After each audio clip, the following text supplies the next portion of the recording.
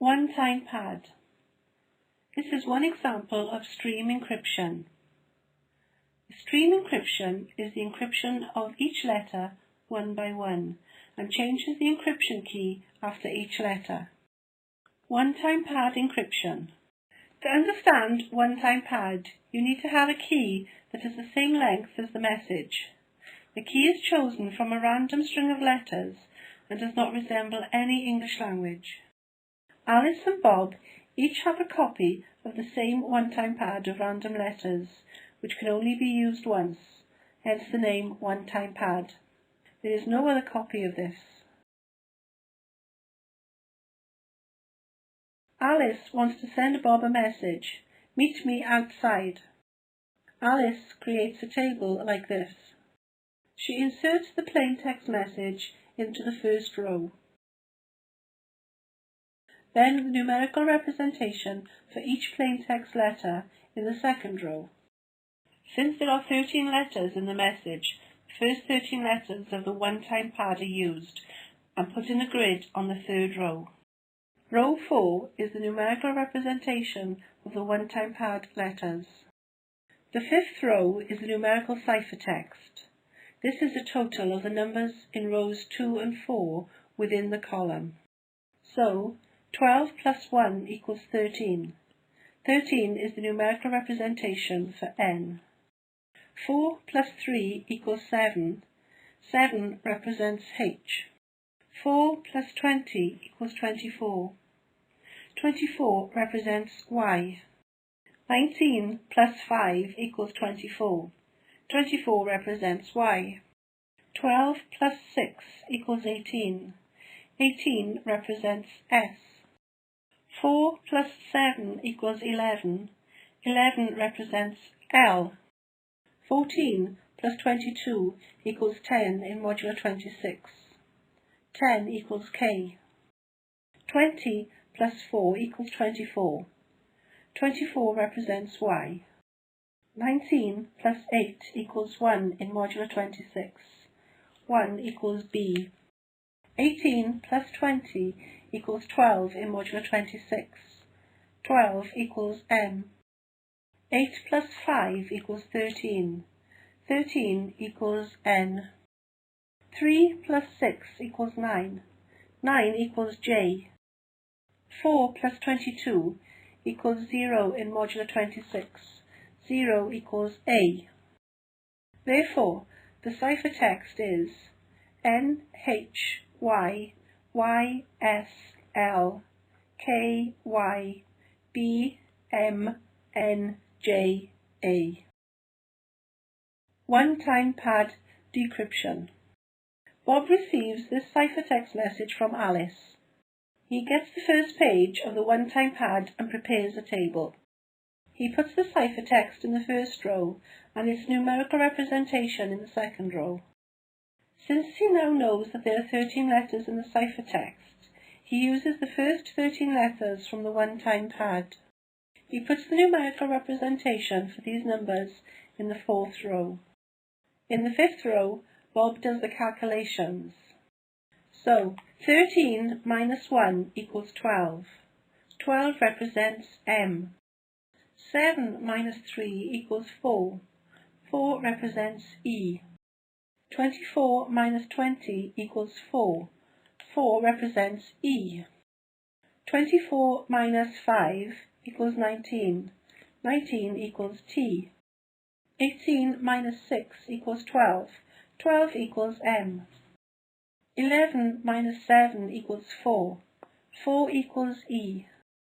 10 minus 22 equals 14 modulo 26. 14 equals O. 24 minus 4 equals 20. 20 equals U. 1 minus 8 equals 19 modulo 26. 19 equals T.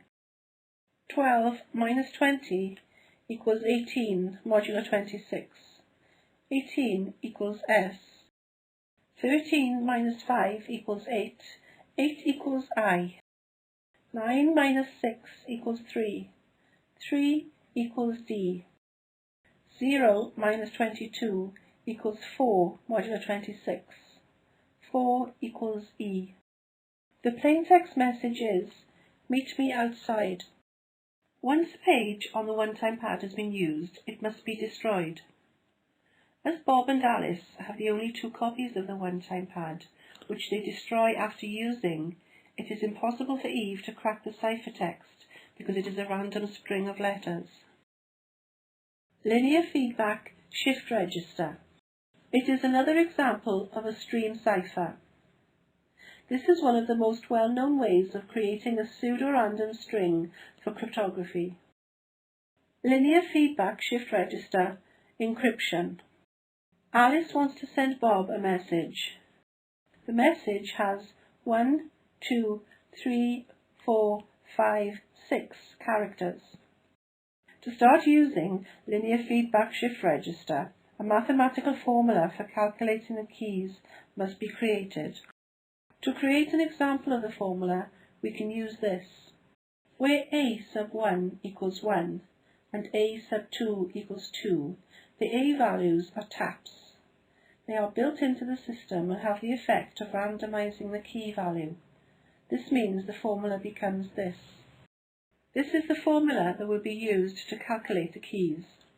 To start this off, Alice chooses the first 2 random numbers to add to the formula.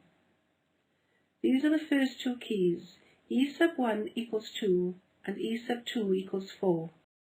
Alice will need to work out the remaining 4 keys. To calculate E sub 3, E sub 1 plus 2 times E sub 2. E sub 1 is 2, E sub 2 is 4. This means 2 plus 2 times 4.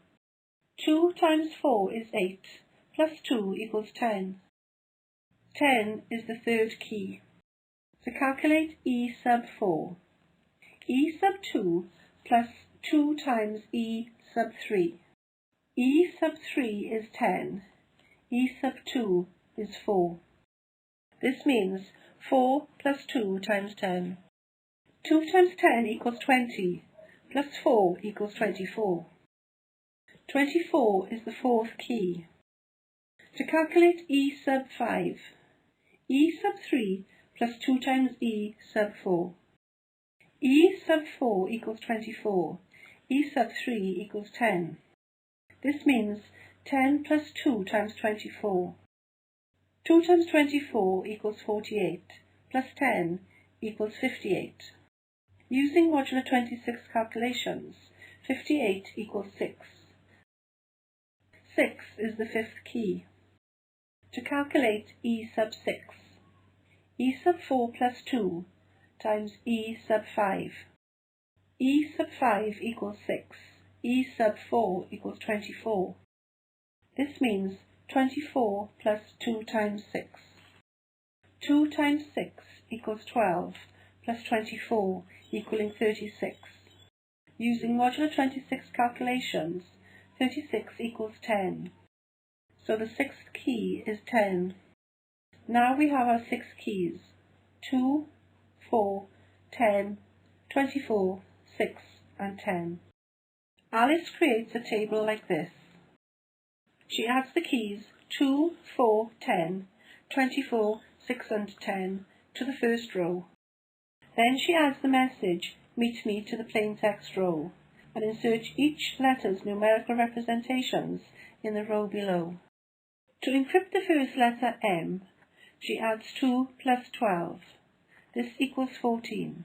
14 is the numerical representation for O. To encrypt E, 4 plus 4 equals 8. 8 represents I. To encrypt the second E, 10 plus 4 equals 14. 14 represents O. Using modulo 26 calculations to encrypt T, 24 plus 19 equals 17. 17 equals R. To encrypt M, 6 plus 12 equals 18. 18 represents S. To encrypt E, 10 plus 4 equals 14. 14 represents O. The plaintext meet me is encrypted to OIORSO. Decryption for this is difficult because the generated sequence is in a pseudo-random fashion and would appear random to anyone seeing it. However, an expert might spot a pattern or feature and be able to eventually crack it. It would take months of intensive computer work, but would be possible.